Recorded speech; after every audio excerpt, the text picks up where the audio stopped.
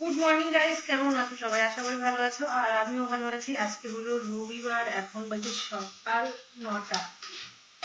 তো সকালবেলা কাজকর্ম ছেড়ে সবাই চা খাচ্ছে, ওরা টাকা চলে গেছে বাজারে। আর আমি ভাত বসে গিয়েছিলাম, আমি টিফিন গেছে এখনো আসেনি। তো ভাতটা হয়ে গেছে। এখানে আছে রায়গড় মাছ আর এখানে আছে পাঙ্গাস মাছ। কিছুটা মাছ এখানে ভাজা হচ্ছে, কারণ সকালে আলু সেদ্ধ, করলা সেদ্ধ আর এই মাছ ভাজা দিয়ে সবাই ভাত খাবে, সেই জন্য। সবাই সকালের খাবারটা সেরে তারপর দুপুরের জন্য রান্না করবো।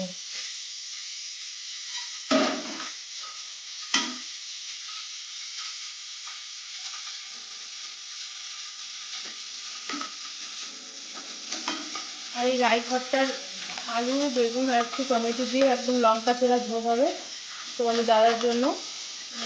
এই জন্য চেষ্টা করছি কম তেলেই মাছটা ভাজার।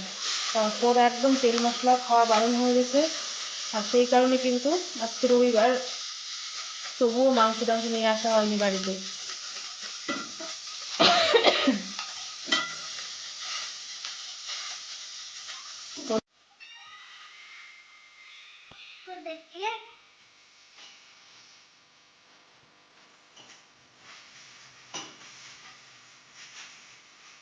এত কম তেলে মাছ ভাজা করছি, খেতে পারবা তো? হ্যাঁ, সত্যি?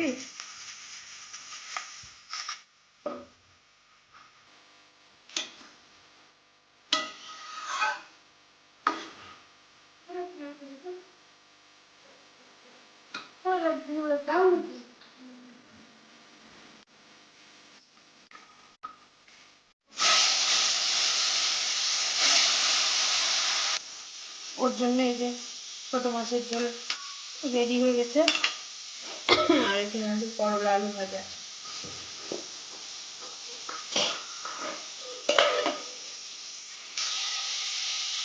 এখন কিন্তু অনেকটাই বেলা হয়ে গেছে, কারণ প্রায় 12:30টার মতো বাজে, আর আমার আজকে অনেক কাজ আছে, সেই জন্য মাছটা একদম শর্টকাট ধরে রান্না করবো।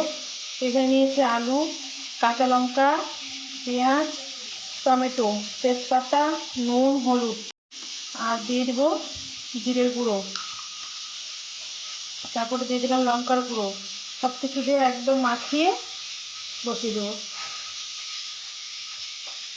এর মধ্যে কোনো বাটা মশলা দিইনি একদম, আর রসুনও দিইনি, রসুন বাটাও দিইনি, গোটাও দিইনি।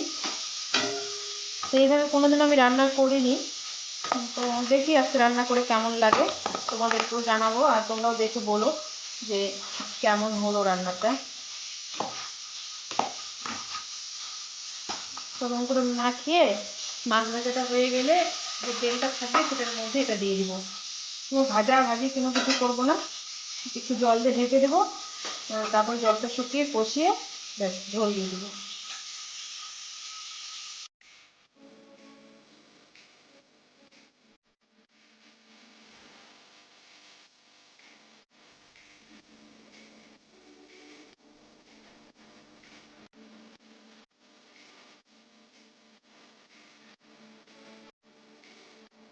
রান্না বসিয়ে চলে আসলাম ফার্মের দিকে, কিছুটা রসুন পাতা নেব সেই জন্য।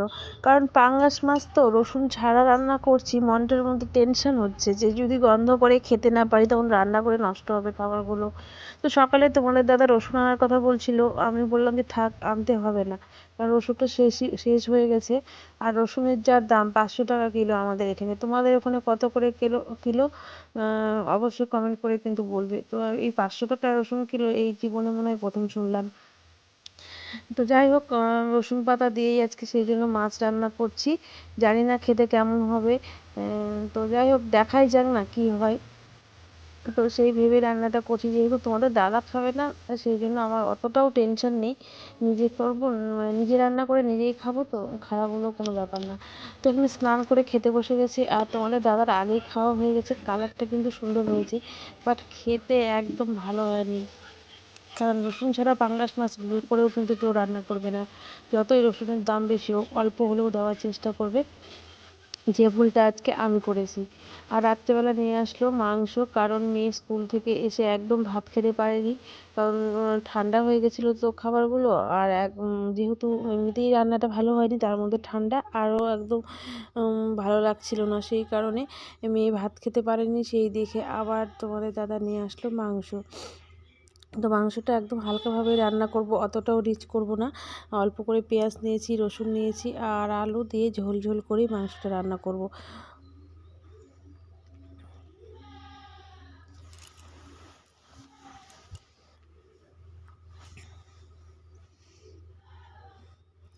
তো এখানে রান্না আমার হয়ে গেছে। এবার দেখো কত সুন্দর কালার হয়েছে।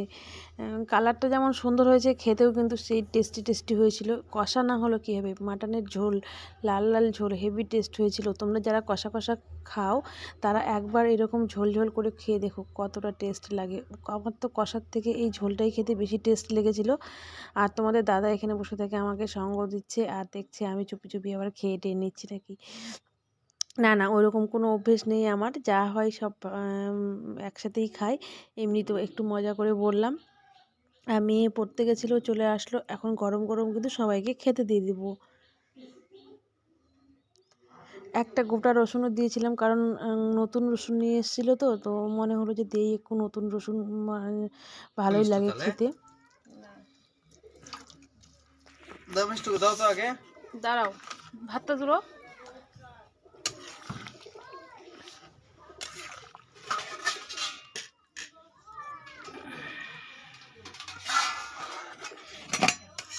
আমাকে দিতে হবে নাকি, নিজে তুমি নাও। তুই হলে সব থেকে বড়। তুই কে বলে তুই? তুই বলো, তুই না তুই। টুই টুই তুই তুই করছিস কি? তুই তুই মিস্টার টুই টুই।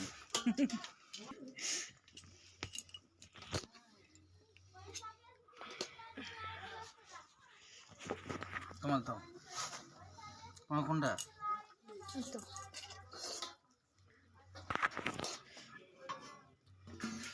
টিফিন বাটি কোথায় আছে? টিফিন বাটি